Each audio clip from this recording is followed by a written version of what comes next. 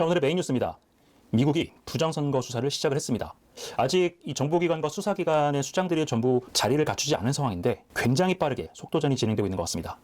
중국 공산당을 배후에 두고 있는 극좌 카르텔 세력과 싸우고 있는 윤석열 대통령의 싸움은 미국 트럼프 행정부와의 공조하에 진행되고 있다는 분석 여러 차례 해드린 바 있습니다. 전자투표 시스템이라는 온라인 수단, 우편투표라는 오프라인 수단으로 이루어지는 중국 공산당의 해외 선거 개입에 대한 미국의 본격적인 수사가 시작됐습니다. 지난주 취임한 크리스티 놈 미 국토안보부 장관이 선거 보안 업무를 총괄하는 사이버 보안 및 인프라 보안국, 약칭 시사의 선거 보안 담당관들을 무더기로 휴직 처리하고 정부 효율성부, 도지와 함께 해당 기관에 대한 정밀 감찰 작업에 들어갔습니다. 트리샤 맥라플린 국토안보부 차관보는 현지 시각 2월 11일 국토안보부가 시사의 선거 보안 담당 직원 최소 17명에게 행정휴가 처분을 내렸으며 이들이 담당했던 업무 전반에 대한 감찰 작업을 진행 중이라고 밝혔습니다. 맥라플린 차관보는 놈 장관이 인사청문회 때 밝힌 것처럼 이제 시사는 본연의 임무에 집중해야 한다면서 우리는 시사가 선거 보안 업무 수행 과정에서 이들이 선거 보안 작업에서 어떤 일을 했는지 실수와 권한남용 등 모든 분야를 들여다보고 있다고 밝혔습니다.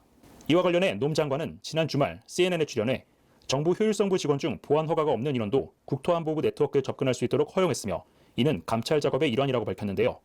이는 현재 시사에 대해 국토안보부는 물론 도지 차원에서도 고강도 감찰을 진행 중이라는 것을 의미합니다.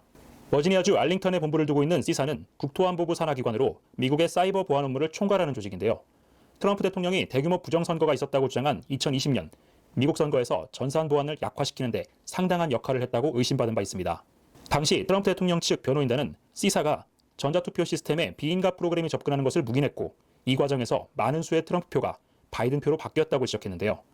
크리스 크랩스 당시 시사국장은 즉각 이를 반박했다가 선거 열흘 뒤에 해임됐습니다. 당시 트럼프 대선 캠프 법률팀으로 일했던 조셉 디젠노바 변호사는 크랩스 국장이 이끄는 시사 내 일부 인사들이 부정선거에 직접 관여했고 그 책임자인 크랩스 국장을 총살해야 한다고 성토한 바 있는데요. 이번에 강제 휴가 조치된 인사들은 당시 사건에 직간접적으로 연루돼 있는 인사들인 것으로 전해졌습니다.